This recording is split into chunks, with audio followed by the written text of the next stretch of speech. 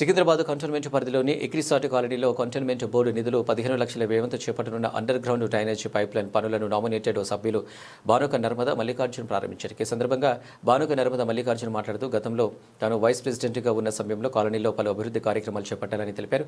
ప్రస్తుతం drainage pipeline చిన్నదిగా ఉండటంతో తరచూ ఓవర్ఫ్లో అవుతూ మురికి నీరు సాఫీగా వెళ్లకపోవడంతో కాలనీ వాసులు తీవ్ర ఇబ్బందులు ఎదుర్కొంటున్నారని ఆయన అన్నారు. ఇక ప్రత్యేక పోలీస్ డీజీపీ మేడం చారు సిన్హా గత కొన్ని రోజులుగా డ్రైనేజ్ సమస్యపై ఆందోళన వ్యక్తం చేసిన విషయాన్ని తాను కంటోన్మెంట్ సీఓ దృష్టికి తీసుకువెళ్లారు.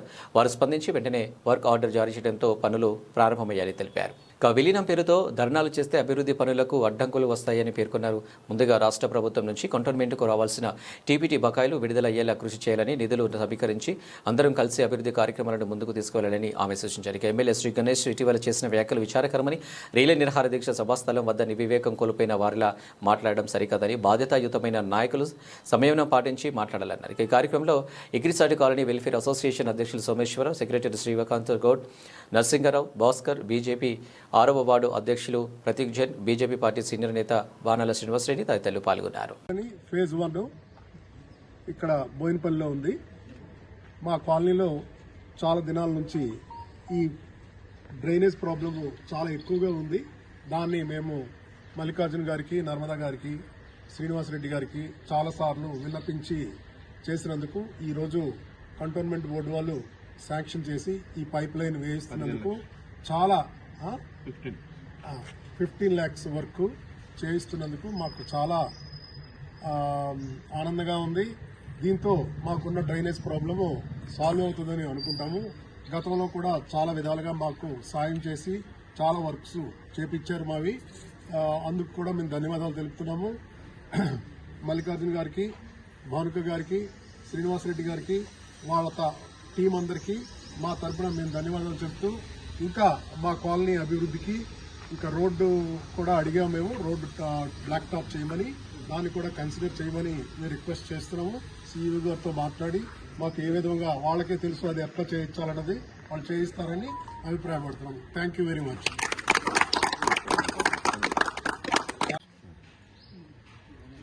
ఈరోజు ఇక్కడ 15 లక్షలతో రిసైడ్ కాలనీలో డ్రైనేజ్ ప్రాబ్లం ఉంటే దాన్ని సాల్వ్ చేయడానికి మేము ఇక్కడికి రావడం జరిగింది. ఇక్కడ ఉన్న డీజీపీ చారుసింహ మేడం, అలాగే కాలనీ వాసులందరూ మాకు ఎన్నో సంవత్సరాల నుండి వీళ్ళందరితో సత్సంబంధాలు ఉన్నాయి. గతంలో మేము ఉన్నప్పుడు కూడా చాలా వర్కులు ఇక్కడ చేయడం జరిగింది. ఇప్పుడు కూడా ఈ ప్రాబ్లం సాల్వ్ చేస్తున్నాం. అతి తొందరలో కూడా వీళ్ళు అడిగినట్టు కాలనీ వాసులు రోడ్లు కూడా అవన్నీ మేము చేస్తామని తెలియజేస్తున్నాం. ఇక ఎమ్మెల్యే గారి విషయానికి వస్తే, ఎమ్మెల్యే గారు ఇక చాలు మీరు చేసిన 3 రోజుల ధర్నా, ఇప్పుడన్నా మనం పబ్లిక్లోకి పోదాం. ఇప్పుడు ఇక్కడ కంటోన్మెంట్లో డెవలప్మెంట్స్ లేవు, ఇది మర్జీ అయితేనే అవుతుంది అనే విషయంలో మీరు కూర్చున్నారు. అది మర్జీ అయితే డెవలప్మెంట్ అవుతుందా, లేదు అంటే ఎలక్షన్లు అయితే అవుతాయా అనేది తర్వాత విషయం. కానీ మర్జీ ఏది డెవలప్మెంట్ చేయడానికి డబ్బులు అవసరం. డబ్బులు కావాలి అంటే మా కేంద్రం నుండి వచ్చే డబ్బులు అవి కాకుండా మాకు టీపీటీతో వచ్చే డబ్బులు, అంటే ఈ 100 కోట్ల కోసం మనం వెళ్ళి అవి తీసుకొస్తే పెద్ద ఎత్తున కంటోన్మెంట్ డెవలప్మెంట్ అవుతుంది. 100 కోట్లు అంటే మామూలు మాట కాదు. కాబట్టి చాలా పెద్ద ఎత్తున కంటోన్మెంట్ బోర్డు డెవలప్మెంట్ అవుతుంది. కంటోన్మెంట్ మొత్తం వాసులందరికీ అన్ని సమస్యలకు పరిష్కారం ఇచ్చినట్టు అవుతుంది.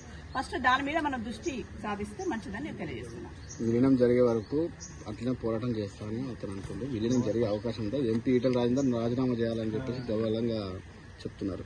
అతి తొందరలో శుభవార్త వింటాం. ఒక 6 monthsలో మా ఎంపీ గారు గతంలో కూడా చెప్పింది ఎలక్షన్లని, ఇప్పుడు కూడా చెప్తున్నారు 6 monthsలో ఎలక్షన్లని. కాబట్టి మర్జీ అనే విషయాన్ని అది తర్వాత, అది మర్జీ అనేది అక్కడ కేంద్రంకి సంబంధించిన విషయం కాబట్టి అప్పటికే మా అన్నగారు అది కూడా మాట్లాడడం జరిగింది. కాకపోతే ప్రస్తుతం అయితే ఎలక్షన్లను పెట్టమని అన్నారు. అతి తొందరలో శుభవార్త ఇంటర్ కంటోన్మెంట్. సర్వీస్ ఛార్జీలకు సంబంధించి ఏ నాయకులు కూడా నోరు కూడా తెలపట్లేదని ఒక ఎమ్మెల్యే విమర్శలు చేస్తున్నారు. సర్వీస్ నివాసులందరూ మాకు ఎన్నో సంవత్సరాల నుండి వీళ్ళందరితో సత్సంబంధాలు ఉన్నాయి. గతంలో మేము ఉన్నప్పుడు కూడా చాలా వర్కులు ఇక్కడ చేయడం జరిగింది. ఇప్పుడు కూడా ఈ ప్రాబ్లం సాల్వ్ చేస్తున్నాం. అతి తొందరలో కూడా వీళ్ళు అడిగినట్టు కాలనీ వాసులు రోడ్లు కూడా అవన్నీ మేము చేస్తామని తెలియజేస్తున్నాం. ఇక ఎమ్మెల్యే గారి విషయానికి వస్తే, ఎమ్మెల్యే గారు ఇక చాలు మీరు చేసిన 3 రోజుల ధర్నా, ఇప్పుడన్నా మనం పబ్లిక్లోకి పోదాం. ఇప్పుడు ఇక్కడ కంటోన్మెంట్లో డెవలప్మెంట్స్ లేవు,